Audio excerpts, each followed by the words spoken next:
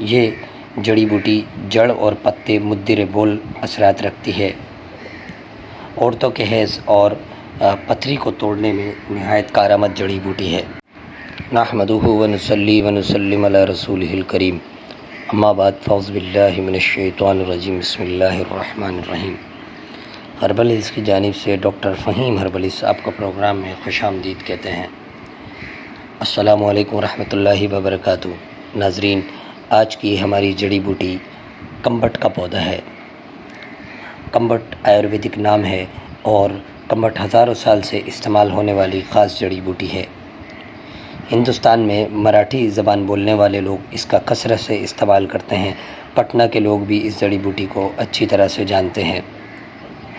اس کے پھول کی مالا بنا کر یہ لوگ اپنے خاص تہوار، خاص دنوں میں استعمال کرتے ہیں۔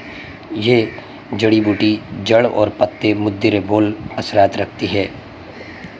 عورتوں کے حیض اور پتھری کو توڑنے میں نہایت کارآمد جڑی بوٹی ہے۔ سامعین، اس سے قبل کہ آج کے ٹاپک پر تفصیلی گفتگو کی جائے، میں یہ ضروری سمجھوں گا کہ ڈاکٹر فہیم ہربلز کی طبی خدمات سے آپ کو آگاہی دوں۔ آپ سوراب گوٹ JDC آفس کے سامنے ہربلز کلینک کرتے ہیں۔ دبئی، کویت، جدہ میں بھی کلینک کرتے ہیں۔ آپ مارننگ شو کرتے ہیں K21 اور GTV پر۔ آرٹیفیشل انٹیلیجنس کے ذریعے ساری دنیا میں ادویات کی ترسیل کی جاتی ہے۔ یہ تھا مختصر تعارف ڈاکٹر فہیم ہربلز کا۔ مزید رہنمائی کے لیے نیچے دیے گئے نمبر پر رابطہ کیا جا سکتا ہے۔ آئیے بات کرتے ہیں کمبٹ کی۔ کمبٹ مخرج حسات ہے، یعنی کہ پتھری کو توڑ کر خارج کرنے والا ہے۔ گردے مثانے کی سوجن، ان کے ورم اور ان کی سوزش کو بھی دور کرتا ہے۔ پیشاب کو بہانے میں اور پیشاب کو پیدا کرنے اور لانے میں بے مثال ادویات میں شمار کیا جاتا ہے۔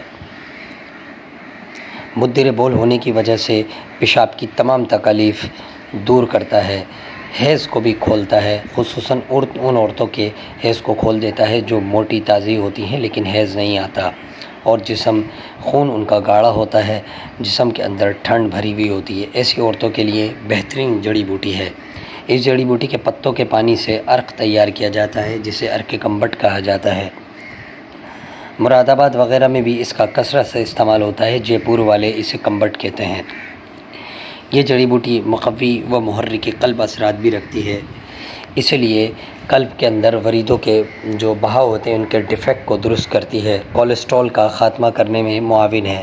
ارجن کی چھال اور گوکھرو کے ساتھ اس کا ایک کاڑھا تیار کیا جاتا ہے جو آیورویدک خاص دواؤں میں بہت زیادہ استعمال ہوتا ہے۔ مقوی اعصاب اثرات رکھتا ہے اور آنتوں کے امراض کو اور خاص کر دل کے امراض کو بے حد مفید ہے۔